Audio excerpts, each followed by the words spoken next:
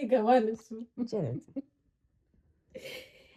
ብሎ ተስማምቶ አባትሽ ይህን ያህል ደረጃ አብረሽ ደርሰሽ የሚያስፈልጋቸውን እያረግሽላቸው 12 ዓመት አረብ ሀገር ሰርተሽ የማይሆን ህይወት ውስጥ ገብተሽ ያንን ብር አምጥተሽ ሀገርሽ ስትገቢ የሚይዝሽ ጠፍቶ 500 ዶላር ከፍለሽ ታስረሽ ሀገርሽ እዛ ለመድረስ ራሱ ምን ያህል ነው እስር ቤት የምትሰቃዩ? እሱ ሁሉ አሳልፈሽ ሄደሽ ቤተሰብሽ ጋር የሚበላ የለም ስትባይ፣ ሂጂ ውጪ ስትባይ፣ አግቢ ምን ትሰሪያለሽ እኛ ጋር ስትባይ፣ ያ ሁሉ የነበረች ተስፋ ሲረክስ ምንድን ነው የምታስብ? እዛ ጋር ስትመጣ ምን አሉ? ሱሰኛ ናት፣ ትቅማለች፣ ታጨሳለች፣ ትጠጣለች አሉ። ምን አለ? እንደ አባት ሳይሆን እንደ ሃይማኖት አባትነት ቢሆን ልጅቷ የምታደርገው ነውር እንኳን ቢኖር እንደ ሃይማኖት አባት ልጄ ይሄ አይደረግም ብሎ ሊመክር ነው የሚችለው። ዛሬ እሱ ልጁን ያልመከረ ነገ እሱ ጋር መጥተው ንስሐ ለሚገቡ ሰዎች ምንድን ነው የሚያስተምረው? ሰውየው ምን እያደረገ ነው ያለው? የልጁን ብር እኮ ይብላ። ለምን በላ አይደለም፣ የልጁን ብር ይብላ። ብዙም ሰዓት ከፍሎላት ይሆናል። በላው ይብላ። አባቴ ቢያንስ ማንም ተራ ሰው ከሚበላው ቤተሰቦቼ በሉት ይብሉት ብለሽ ትታያለሽ እኮ። ግን አግቢ ብለው አግብታ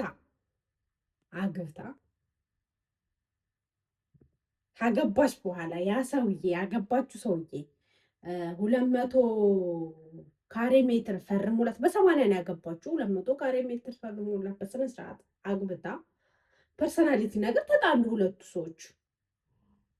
ይሄ ሁሉ አሁን ቤተሰብ እስካሁን ንብረት ጋር ሄደችም ልጅቷ።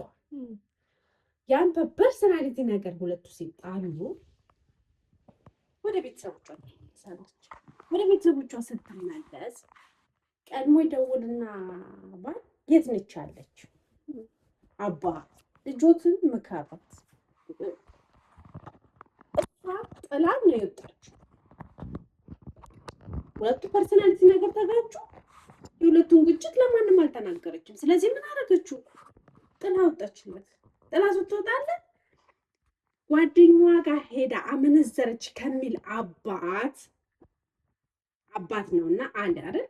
እንደ ሃይማኖት አባት ደግሞ የማይሆን ቦታ ተገኘች ልጄ ብሎ ወሬ ሚዲያ ላይ ከሚያወጣ የትኛው ነው የሚቀርበው? በ80 ያጋባኋትን ባሏን ትታ አመንዝረኛ ሆነች አለ። የሃይማኖት አባት ላይ እንደዚህ አይነት ነገር የማይጠበቅበት ቦታ ላይ ተገኘች ብሎ በ80 ያገባችሁ ባሏ ቪዲዮ ላከልኝ። እሳቸው ምን ያደርግላችኋል? ቪዲዮ ለሳቸው እንደ አባት ማረጋገጫ ያስፈልጋል። እሺ ተቀብያለሁ። ግን እንደ ሃይማኖት አባት ደግሞ ጭፈራ ቤት ብትሄድ፣ ክለብ ብትሄድ፣ ሴተኛ አዳሪ ብትሆን የሃይማኖት አባት እንዲህ ብሎ ይናገራል ሚዲያ ላይ። የሃይማኖት አባት እግዚአብሔር የማይፈቅረውን ነገር አረገች ብሎ ይናገራል። ልጄ ለምን ብሎ ምን ያደርጋል? ይገጽሳል። አጥፍተሽን ከዛ ጥፋትሽ እንድትመለሽ ያደርግሻል እንጂ ጥፋት ውስጥ እንድትገቢ አያደርግሽም። ሚዲያ ላይ ያቀረባት ማለት ሚዲያ አባት ነው የመጣው ቀድሞ ወይስ ልጅ? ልጅ ነች የመጣችው። ልጅ ምን አለች? እሷ ናት ጥፋት። ልጅ ምን አለች?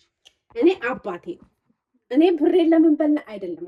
ለምን ሚዲያ ላይ የመጣችበት ስንት ሚሊዮን ብር በአባ ገዳ ሄደች። እሷ ታማ ምናምን እንደዚህ ምን አለ ከስር ሽጬ ነው እየሰራሁት ቤቱን አለ። አህያ ሽጬ በሬ ሽጬ ነው ቤቴን የገነባሁት። እሷ ሳትሄድ በ9 ዓመቷ ድሯት ነበር አባቷ። እሷ ከሱ ሰውዬ ጋር አኖርም ብላ ነው አዲስ አበባ የገባችሁ። አዲስ አበባ ገባች። ከአዲስ አበባ አረብ ሀገር ሄደች ያለውን ነገር በስምሽ አዞርልሻለሁ